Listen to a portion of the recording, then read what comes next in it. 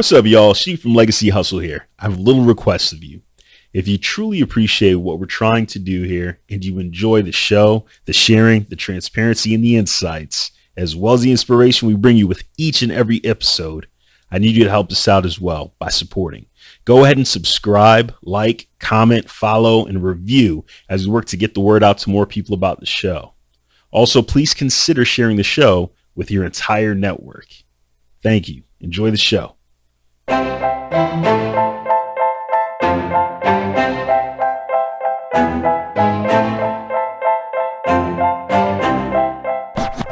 What's up, y'all? This is Legacy Hustle, a show that will highlight and amplify the stories of Black entrepreneurs and their products or services that are impacting preceding generations, future generations, or cross-generationally. We use the word legacy not only to describe the solutions created, but to also acknowledge the guest's impact on their own family or personal circles through wealth generation and creation.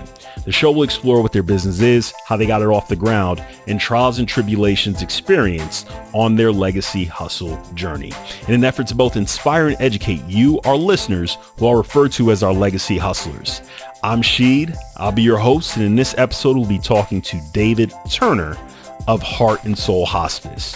David Turner is a self-described serial entrepreneur, having owned and operated several businesses since the mid-1990s. In 2008, David had a conversation that would literally change his life. An acquaintance asked him a simple question: if he knew anything about the hospice business. And while the answer at the time was no, his interest was piqued enough, he began a career path that would lead to developing several hospice programs in Metro Detroit for larger healthcare concerns, and ultimately starting his own hospice in 2014. David made the decision to take his business model, end-of-life care, focus on traditionally underserved segments of the population, to Nashville in 2021, and looks to expand into other select U.S. markets in the coming years. The mission of David's national brand, Heart and Soul Hospice, is to increase information, access, and utilization of quality end-of-life care while simultaneously expanding the presence of people of color in ownership and senior leadership in the hospice industry. David attended Michigan State University, is an avid golfer and tennis player, and he and his wife Ann have 2 young adult daughters, and they currently split time between both Detroit and Nashville. David Turner is an individual who has shown himself so willing to engage, to help teach, and help others understand how he's done what he's done and will continue doing what he's doing while creating space, just like I ran through in this intro, for others to be able to step in who look like you and I. So I absolutely love what David is doing. He has shown himself to be someone that just doesn't talk the talk, but walks the walk as well. And I hope you enjoy this episode as much as I enjoyed learning from David. Without further ado, let's get into it. All right, Dave, thank you so much for being here with us today on Legacy Hustle. Really excited about what you're about to share with this community. Can you start off by telling us a little bit about Heart and Soul Hospice? Sure, it'd be my pleasure. And let me tell you, man, I'm super excited to be doing this with you today. Appreciate the opportunity and wish you nothing but tremendous success in your endeavor. Thank you Uh, so much. you're more than welcome. So when I talk about Heart and Soul Hospice, I think I have to go back first to C&S Hospice, which was my first endeavor into the industry, where I was the owner and operator of a hospice program. Uh, in a nutshell, hospice is it's a level of care for people who have been diagnosed with a terminal illness, and either the individual or their families or loved ones have decided that they don't want any additional aggressive treatment. They want their focus now to be on maintaining their loved one's dignity, to keeping them comfortable, and sort of letting nature or God or whatever it is that you believe in run its course. Heart and Soul actually was developed about a year and a half ago, by me and 2 partners down in Nashville, Tennessee. The idea was to bring the same company and the same business model that I had used to develop my initial program up in the Detroit area into a market that was grossly underserved. And let's talk a little bit about um, serving this market that's grossly underserved, right? And you talk about our people. Why was it as you stood back and you looked at what was going on in terms of hospice services and the percentage of our people who are leaning in, why was it so important to you that it was something you really leaned into and helped to, in essence, establish this as your legacy? Sure. Um, it started with my introduction to the industry. I was at a healthcare business summit. I had nothing to do with hospice at that time. And an older black gentleman stopped by my booth and we struck up a conversation. And he said to me, "Do you know anything about hospice?" And I said, "Not really. My grandfather was on hospice several years ago, but I'm not really familiar with how hospice works." And his dialogue was basically, we're here in Detroit, predominantly black city. There is no black owned or black focused hospice program here in this area. He was a former hospital administrator who had a lot of experience in end of life care and said, "Hey, I would love to be involved in developing a black owned hospice here." He confided in me that he didn't have the energy from his youth and he didn't have the financial wherewithal. And I told him, "Well, I've got the energy, but I don't have the financial wherewithal. But I think I know where we can find it." And as I started getting about the business of researching hospice and all that it entailed, I kept getting all these little confirmations, affirmations that were telling me that I was on the right track. The national data back then, and this is in 2008, the national data back then was even worse than it is now as far as Black folks and other communities of color utilizing the Medicare hospice benefit. I couldn't find anyone like me that was already in position that I could go to and say, "Hey, I'm looking for a mentor," other than the person who would approach me who was no longer in the industry. Uh, I started talking to folks in the healthcare sector, physicians, nurses, other people that I knew just on GP, and they all Right. said the same thing. "Hey, you're on the right track. This is a service that is definitely needed. Folks that look like us aren't really utilizing the benefit. And if there's anything we can do to support you in the endeavor, we would love to do it." And so it was all these ongoing affirmations telling me that I was on the right track that made me get about the business of learning. I basically learned it with a little bit of support from my initial conversation uh, from the ground up. But like I said, it just was clear that it was something that was definitely needed. A bit of a personal story to go with it. Uh, Unfortunately, my mother took ill right around this time. She had a much more serious heart condition than me or my siblings realized. And as I was going through the process of learning what hospice care was about, my own mother became someone who was a potential candidate for hospice. So not only was I able to learn the business side of it, I actually went through it on the personal side. Unfortunately, losing my mom in 2008, but I feel her spirit all the time, and that she wasn't under my care, but she was my real indoctrination into what hospice was really all about. Mm, mm. Wow. You've just laid out so many points and threads for us to be able to kind of follow so that our legacy hustlers can be even more informed, right? As they're thinking about ideas that they may have, or even if they're interested in this space as well.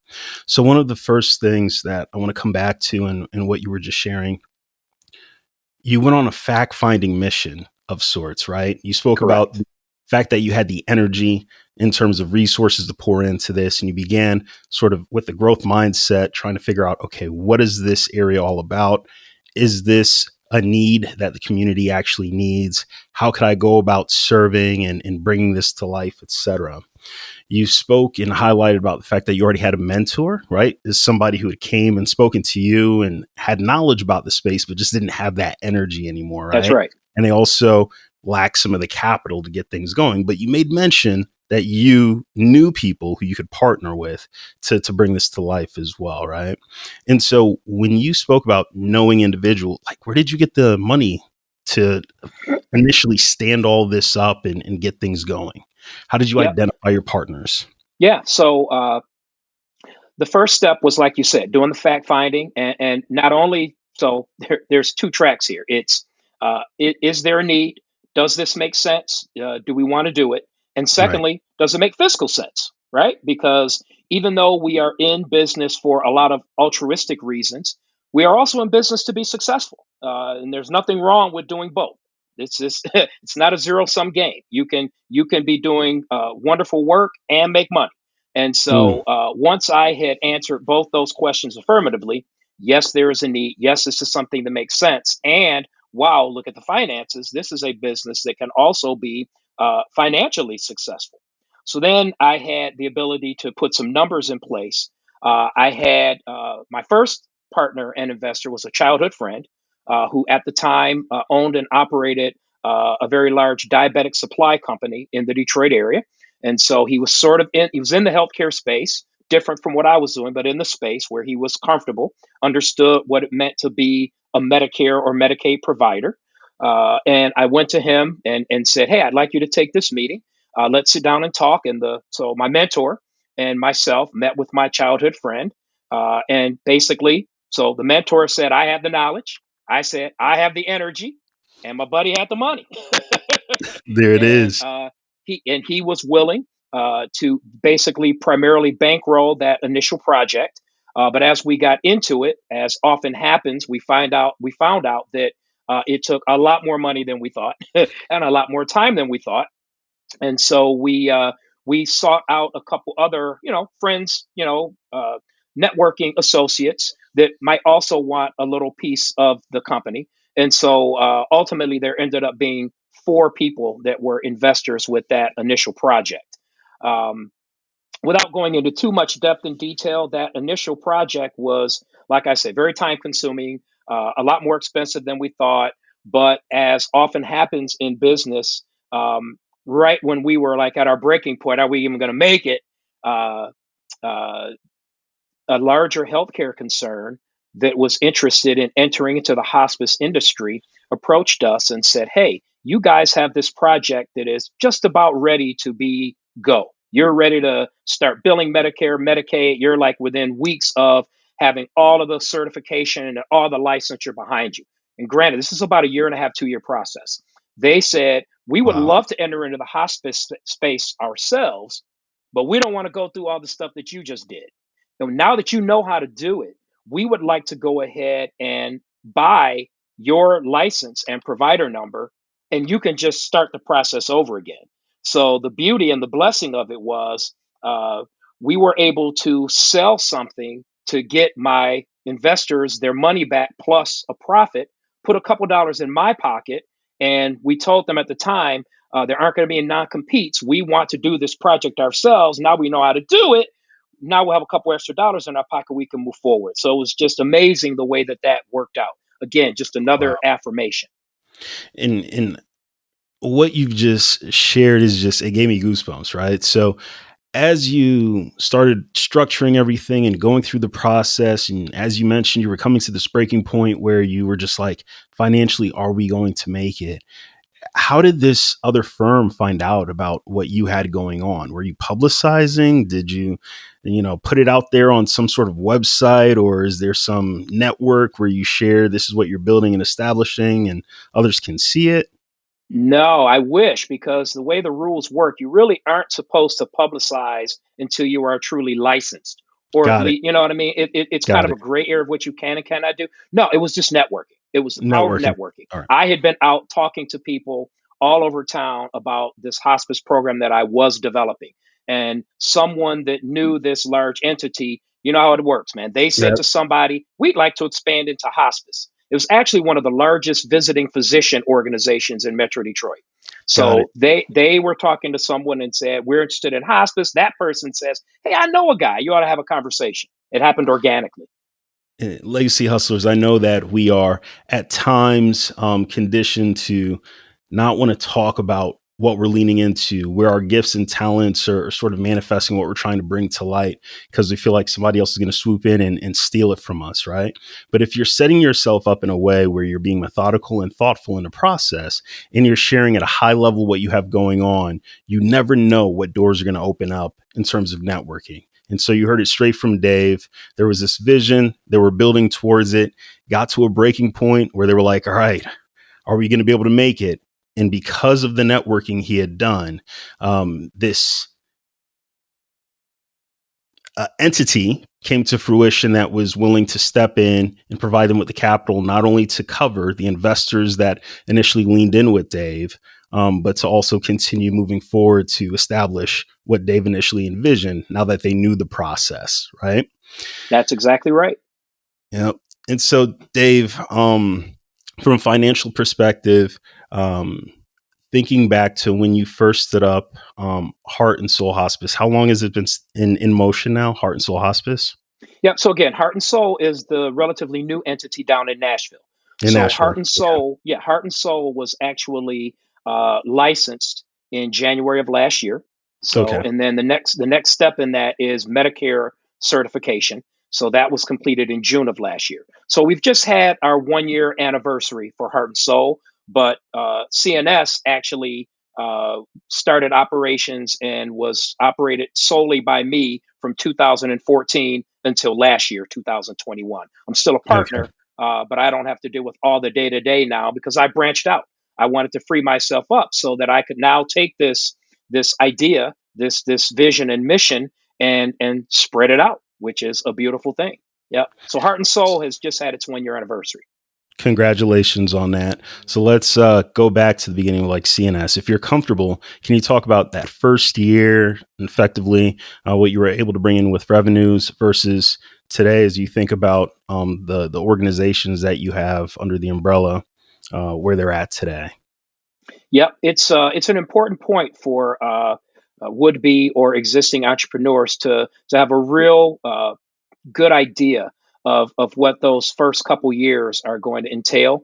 Nobody can nail it 100%, but to have a roadmap. You wouldn't get on the Right. road and go somewhere without your phone and your Google Maps or whatever. So you need that same roadmap for your business. And so we knew going in when we were talking about the amount of capital that we wanted to raise that this industry takes. So that the entire certification period, now that I know how to do it, still takes about a year. Right. So that's a year of no revenue. And then once you're open and operational, you're looking at anywhere from 8 in a perfect world to 14, where your revenues are probably not going to cover your expenses. So you really want to be in a position in this industry to make sure that you've got at least a year's worth of accounts receivables. You got enough money in the bank or access to enough capital to cover everything for a year before you start becoming profitable. And that was about the case with CNS. It took about 10 months before we were profitable. We didn't pay any dividends or anything to our investors for the first 3 years. We wanted to invest the majority of the profits back into the business so that we could grow it. And it was wonderful. We had that understanding upfront.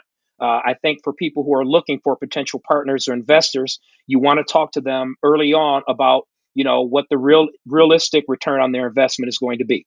And so if you go in saying, hey, don't look for anything for the first couple, 3 years, and if that's not the type of investment vehicle you're looking for, then this isn't the right fit for you.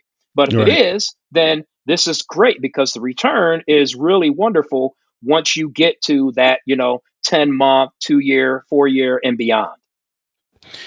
And so, legacy hustlers, what you're hearing from Dave is the importance of, like he just said, planning, right? And so, when you begin to planfully look at the potential of what you could make and stretch that out over a number of years, you're able to then hopefully have a plan that you can put in front of investors, right? Let's say, for example, you weren't in the same position as Dave, where you had a friend who had the capital and you wanted to talk to a number of other investors in addition to wanting to know, where your heart is at and how passionate you are about what it is that you're leaning into, they're going to want to understand the numbers and if the numbers make sense for them to invest as well. So that plan is critically important.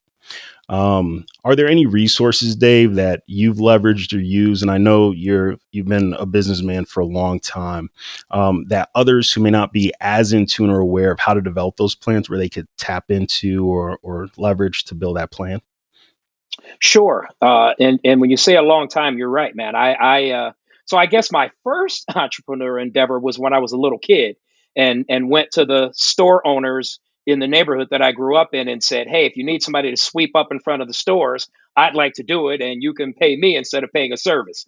So Right. it goes back that far. But my first, time when I decided I'm going to leave the security of a 9 to 5 guaranteed paycheck, there was no Google then. This is when the internet was just jumping off. We're talking like mid 90s. So people who were really progressive knew about the internet, but Joe Public, we didn't have a whole lot of knowledge. So for me, it was reading. I'm the son of a librarian, so I've always been someone who loves and likes the feel of books. And so I read a lot of self help books. I read a lot of books that are autobiographical about successful people in general, but for sure, Black people. The one that really spoke to me early on was John H. Johnson's autobiography, the guy who founded Ebony Magazine. Got it. It was just really eye opening. I still go back to it every now and then. When I read, I keep a highlighter with me. And so when I reach a portion that really speaks to me, I want to highlight it so I don't forget it. Now, in today's society, we have this wonderful internet and Google and all these resources. So, listen, things like LinkedIn and Facebook and other social media, it's amazing the amount of resources that are out there. I think it is a lot easier now to start a business for those that are inclined than it was 20, 30 years ago, and especially for Black folks. There are just so many more resources out there, but I'm old school, so my thing is always pick up a book. um, Think and Grow Rich, A Black Choice is a fabulous book. All The right. 7 Habits of Highly Successful People, fabulous book. So things like that will just help answer questions that may not be specific to your particular industry, but are just tips for trying to stay on that path toward self-employment and business success. And they're wonderful for people who aren't entrepreneurial by nature, just for people who are in the corporate world or trying to get into the corporate world to understand what what it takes in order to move up a step or two in life.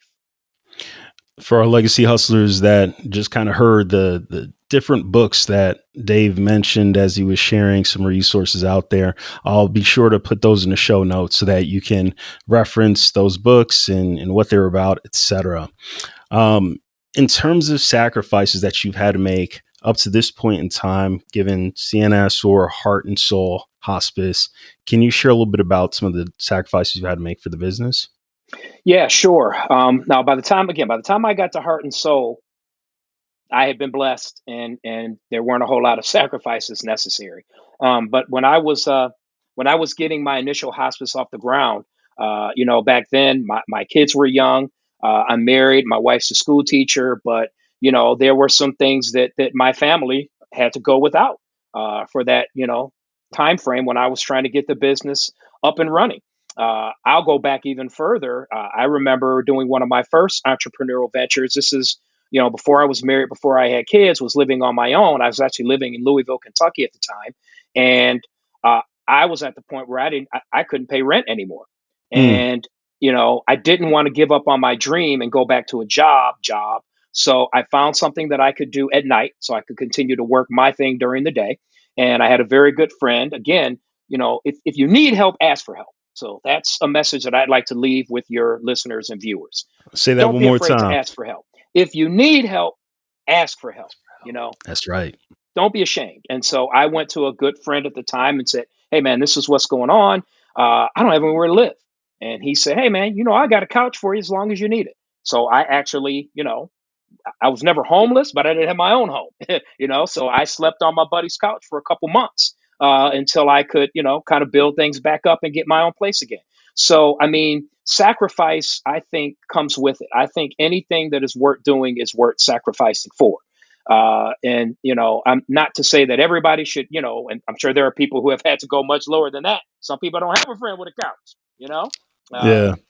but the bottom line is, if you're a true believer and you have faith, which is uh, walking by belief and not by sight, then you will stay with it, and you'll recognize that now it's no fun when you're going through it. I ain't gonna lie, it wasn't cool. I didn't like, I was single at the time. It's not easy to pull up on a young lady and be like, I'm sleeping on my boy's couch. It wasn't a good look. but but you go through that, man, and it's just part of it.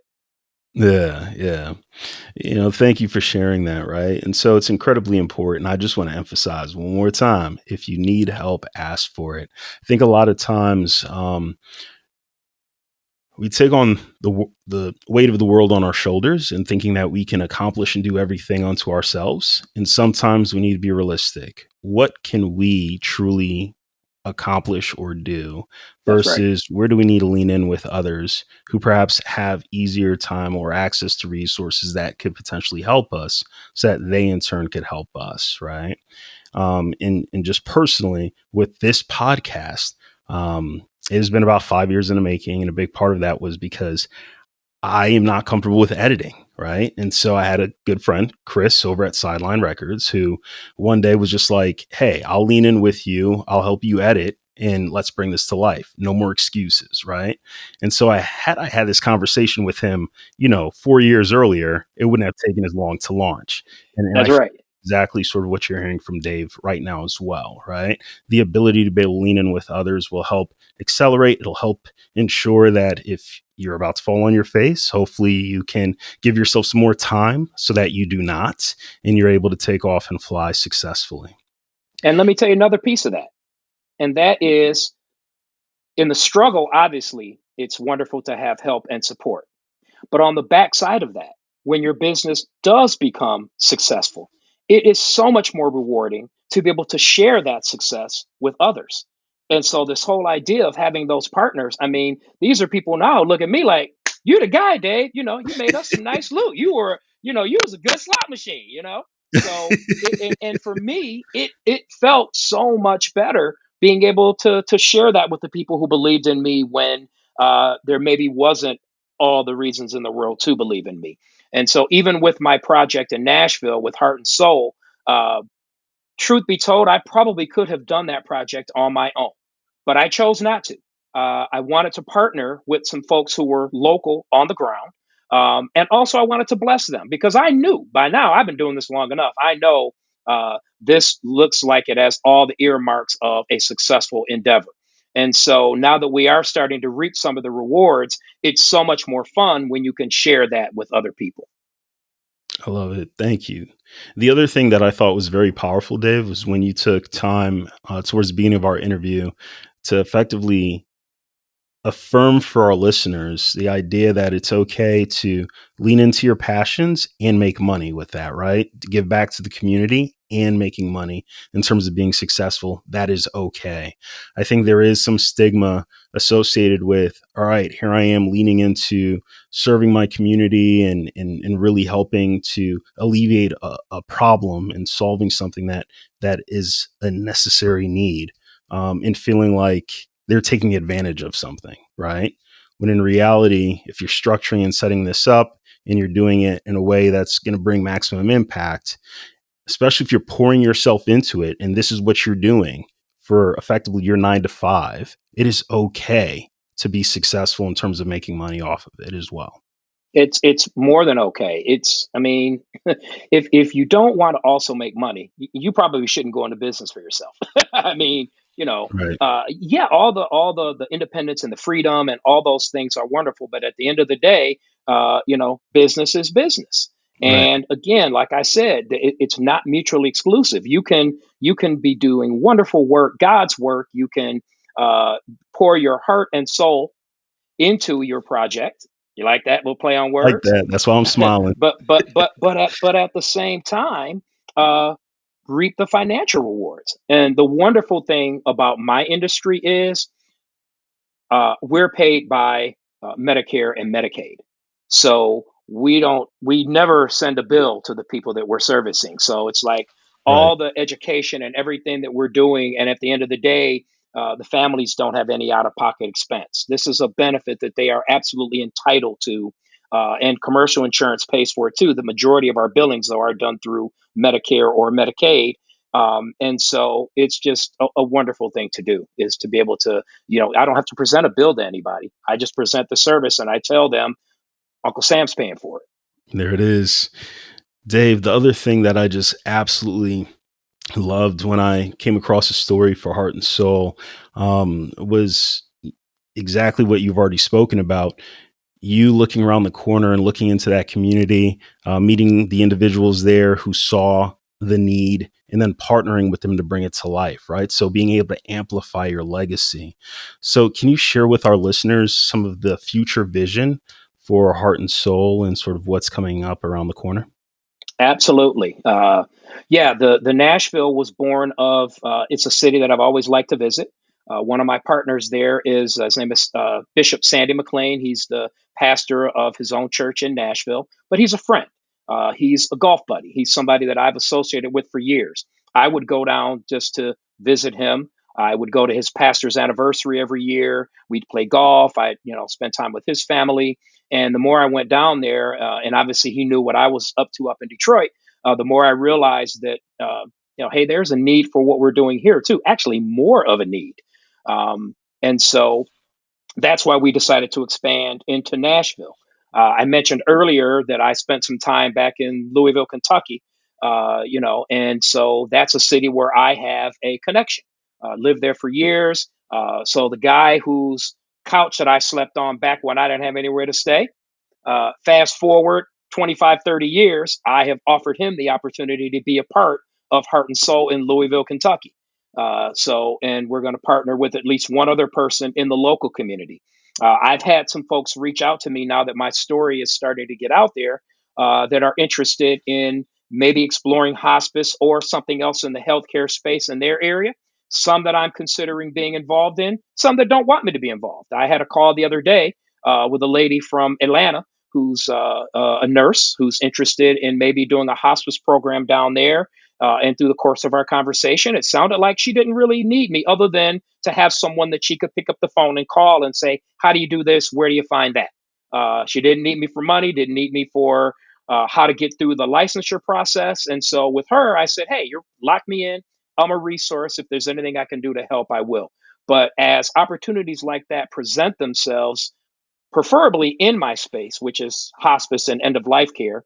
But even if it isn't 100% in that space, there's home health care. The deal is the geriatric space is going to be dynamite for at least the next 25 or 30 years. I was born in 1964, so I'm what's considered the tail end of the baby boom. So, Lord willing, I'm 57 now. Lord willing, I make it into my 80s. So I'm that tail end of the baby boom. The Yeah. numbers for how many people are becoming eligible for Medicare every day, every week, every month are astronomical. So anything that's in the geriatric space for people who are inclined for that is a wonderful opportunity over the course of the next 25 to 30 years. You just dropped so many different nuggets in there. I'm trying to figure out which one I want to touch on first. One of the big reasons, Legacy Hustlers, that I was so excited to be able to talk to Dave was just immediately the first time that I interacted with him, it was clear that he was of the ilk and the mindset like, hey, whatever I can do to help the community grow, and figure out how to do this for themselves or whatever it may be that they're passionate about, I'm more than willing to lean into. And I hope that for you, as you figure out ways to amplify your gifts and talents, you establish your businesses, you have that same mindset that Dave has in terms of always finding ways to help others along the journey that you've just figured out, right? So, Dave, for that, I truly thank you. I'm going to pivot us now into our 5 minute hustle so that people Sure. can get even more nuggets of wisdom from you. Our 5 minute hustle is a call and response segment that I'll take you through to be able to answer some quick questions that give people some practical advice on things that they can apply into their own lives as they head down the path of being an entrepreneur. What initially held you back from being an entrepreneur? And I know you said that, from a very young age, you were out there asking to sweep up storefronts, but would you say that there was anything as you matured and got older that barred or prevented you from truly diving into the world of entrepreneurship? Yeah, I think the first thing for me was I didn't even realize that entrepreneurship was on the table, you know. And so one of the things that I try to do whenever I can, shows like yours, is to be a potential beacon for people so that they can see. Because a lot of Black folks don't even. It's better now, but a lot of Black folks don't even realize that self employment is an option. So I was raised. Listen, I was very very fortunate. I am a second generation college educated person. So both my parents went to college. I get the advantages that I had, but the idea was that, you know, you were black and you went to college, you know, you were going to be a doctor or a lawyer. If you're a woman, you might be a teacher or a social worker. And there just weren't a whole lot of role models in my community for entrepreneurship. There were role models for other things, and I wouldn't be here without them. I don't want to downplay that. But so the first roadblock was, other than like the little hustle being a kid, I never thought, like, going through school and everything, that's I thought you know you got a job and you tried to get a job with a company that sounded cool, something that people had heard of, like, you know, like today would be, you want to be able to say you work for Google or you work for, you know what I mean, you Yeah, want yeah, something that's yeah. going to be And then you recognized. got a pension and all Yeah, that yeah, stuff, right. right? Exactly, exactly. So I think that was the first barrier.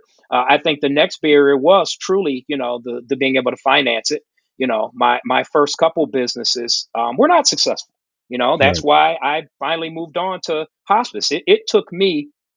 Hospice was my third inclination of a business to be involved in. Mm. I know it's a 5 minute thing, so I don't want to go too deep in it. Why don't I It's stop there and let okay. you It go on to truly the is. next? Yeah. So even with what you were just sharing, right? So it's recognizing and seeing that, hey, self-employment is an option, and he was able to start venturing down that path. In addition to the fact that, as you think about different ideas and you're trying to really establish businesses, there may be times where ultimately you fail. But what matters is if you're able to dust yourself off, pick yourself up, and learn from, okay, here's what happened in that situation. This is why it didn't work. Let me apply those learnings to the next thing, right? That And just that is continuing to iterate. 100% right. 100% right. Yep. What would you say is the best business advice you've ever received? Mm, the best business advice. I think the best business advice is also the best advice I've ever received just in daily living. And that is, never put off until tomorrow that which you can do today. It's very easy to not necessarily procrastinate, but to put things off. And so someone shared that with me, you know, many years ago, and it always stuck with me. I actually have it, you know, printed out in my office, you know, on the wall so that I can remember it. You can't do everything every day, but everything that you can get to today, go on and knock it out, because new Yeah, stuff is going to pop up tomorrow. And so, and exactly. so if you've knocked out everything you could do today, now you're not overwhelmed because here's tomorrow's issues. So I think that's the best piece of advice. And then one other one that I love for my industry and just in general is that culture eats policy for lunch. Mm, And that, you know, it's one thing to have wonderful stuff on paper, but, you know, business is all about developing a culture. And so I've always been mindful that my businesses have the right people and the right feel and the right look. You got to have the policies on paper, but you also have to have the right culture. I love it. When you think about a business book, a magazine, or a podcast that you kind of go to fill your cup as you think about business or life in general, what is that for you that you would recommend to our legacy hustlers? Yeah, I talked about a few books earlier, but you know, Black Enterprise is still a wonderful resource online. Check it out all the time. The Root is also a wonderful. It's very diverse. Has a lot of different information on there. One of the books that I didn't mention earlier, and you talked about networking and this idea of not being, tell people what you're doing, right? Right. You know, it's not just, you know, they say it's not what you know, it's who you know. Well, yeah, but it's not only who you know, it's who knows what you're doing. So Right. so don't be ashamed. And so there's a book um, that is called Race for Success. And the author is a guy named George Frazier. And I'll be honest, I don't know if George Frazier is still living or not. I hope he is. And I hope that he tunes into your podcast. But it is a fabulous book about Black networking. Yep. And George Frazier, for those of you who aren't familiar, is just a master networker and really encourages individuals to connect with one another in different ways. So, as I said before, a lot of these resources will be contained in the show notes. So please be sure to click on that. And Great. finally, what's a favorite online tool or internet resource that you use for your business that you never even knew existed, but you couldn't see yourself operating your business without it today? Yeah, so for me, because again, I am in a really specific business with end of life care, so I Yep. do mostly industry specific things. But whatever industry you're in, whether it's hospice or gift baskets or a barber or whatever it is, you should find whatever industry specific tools are out there. So I belong to two industry organizations, the National Hospice and Palliative Care Organization and the National Hospice and Home Care Organization. I subscribe to Hospice News. There are all sorts of, and so not that that might be, like I said, for your listeners, maybe that's not a resource for them, but get about the business of finding out whatever it is that fits with you. Give you a quick story. The guy who's been my barber for several years got a new job in the plant and had to give up sort of his day to day, cutting business. And I'll say, great, man, listen, if that's what you want to do, more power to you, but I need a new barber. He turned me on to this app called The Cut. And so, I was like, wow, check this out. So I've been able to, a couple friends. So I'm like, this is a wonderful resource. So if you're a barber, you need to know about The Cut, right? It's Yeah. a way for you to connect with people who are looking for a new barber. And you can set your appointments through the app. You find somebody who's geographically convenient for you. So those types of things for whatever industry you're in, you need to be about learning what. And listen, as important as it is to focus on a black business and black entrepreneurship, find out what the white folks are doing too. You need to find out what everybody in your industry space are doing and gather all that knowledge. There it is. I really appreciate your insights, your willingness to lean in with the community, help encourage others to grow as well. Your energy is just on point. So, Dave, thank you so much for being on the show today. Before we leave our legacy hustlers, is there anything that you want to leave them with in closing words? I think the only thing would be to say that this close to 30-year journey that I've been on for entrepreneurship has been hard at times, has been I've had a lot of sleepless nights, but it has been so rewarding, and I thank God and my lucky stars and our ancestors that I had the ability to do it. I recognize that it is not for everyone, Yeah. but for those that are and you get on that journey, don't get frustrated. Like I said, if when you have setbacks are part of it. But if you stay the course and you open your mind and your spirit to the things that can be out there, that I could never imagine, and I never will now, but I could never imagine going back to not being self-employed. It is wonderful, and I just wish everybody out there nothing but success. And anything I could ever do to help, I would be more than happy to be considered a resource. Thank you. Truly appreciate that. What's up, Legacy Hustlers? I hope your cup is overflowing with inspiration, motivation, and knowledge after listening to our guests today. And if it was, don't forget to subscribe, like, follow, comment, and share with your friends so we can continue to grow the base of listeners. Shout outs to Chris from Sideline Records for always producing an amazing episode. Jonathan Leonard, we see you. Thank you for the intro music. And to our listeners, until the next time we connect, please don't get in your own way in the pursuit of your dreams.